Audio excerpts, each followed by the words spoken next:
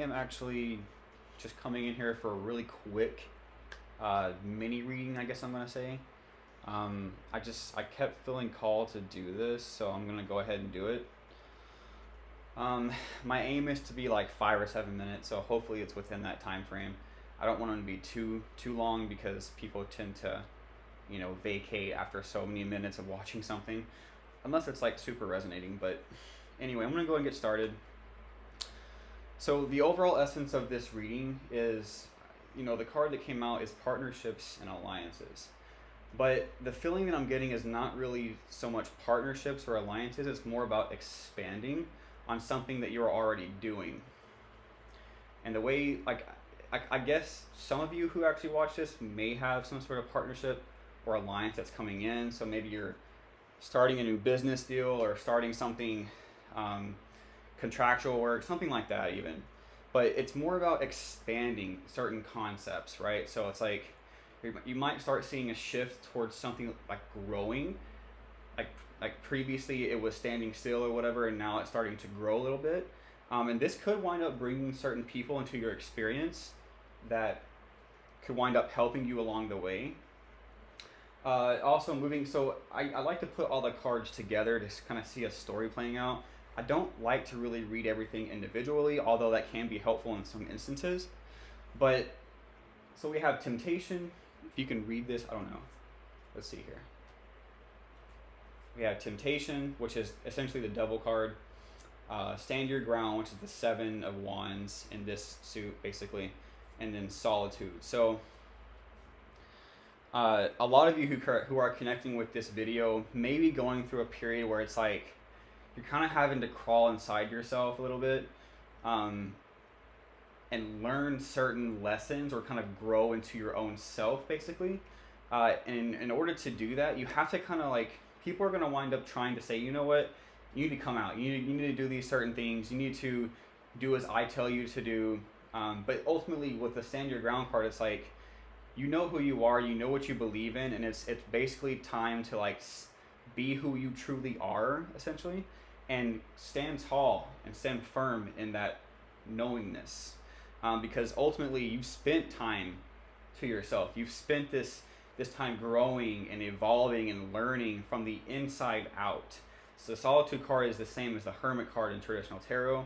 So it's really about learning from the inner self. What is it you truly desire, and where are you going with that? How is it going to help your life?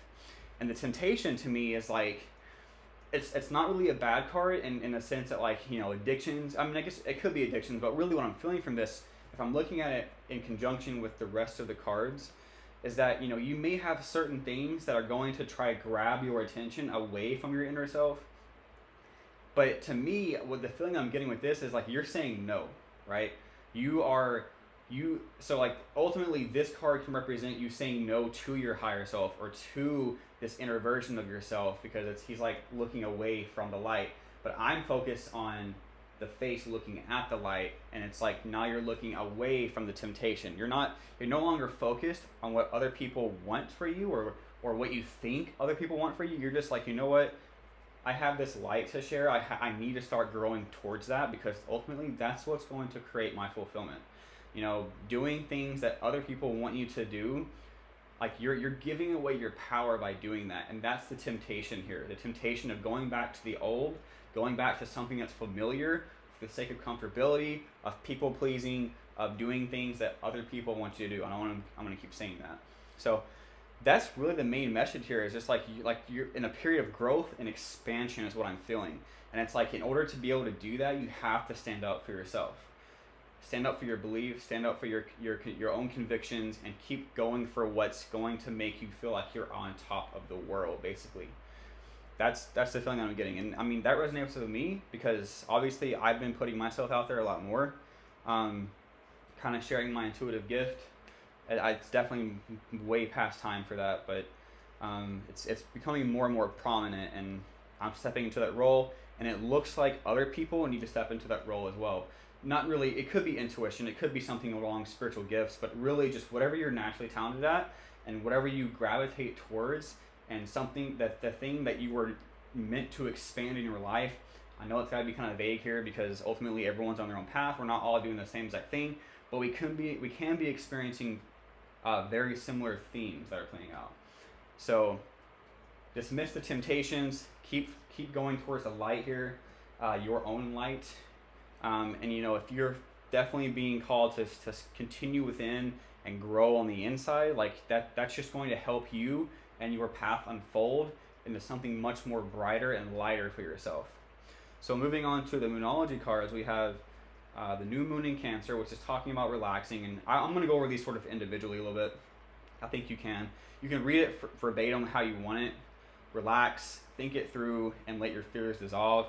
It's really just talking about, like, so with two of these cards being Cancer, there's a lot of emotion that's coming up right now, especially, like, for example, me, I'm having to get over my fears of being wrong or being not as good as I want to be, but ultimately that's how we develop, right? We put ourselves out there and we essentially give ourselves the time of day to grow and develop ourselves in whatever way that comes through.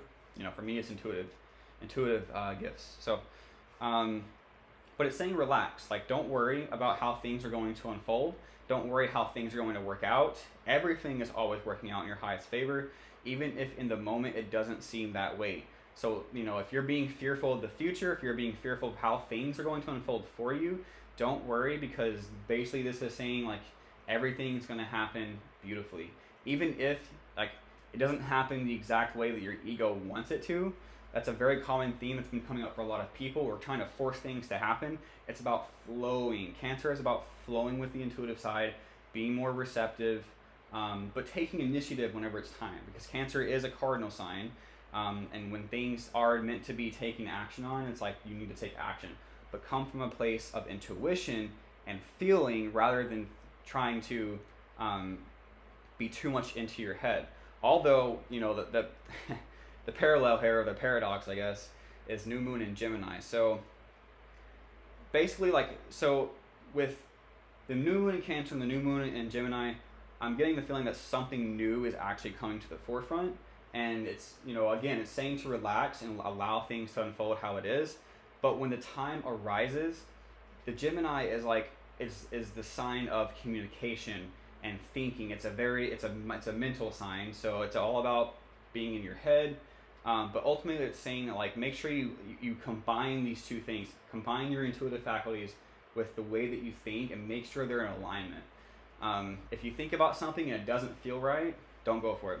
If you think about something and it does feel right, then ultimately those two things are lining up with each other, and that's something to take action on for sure.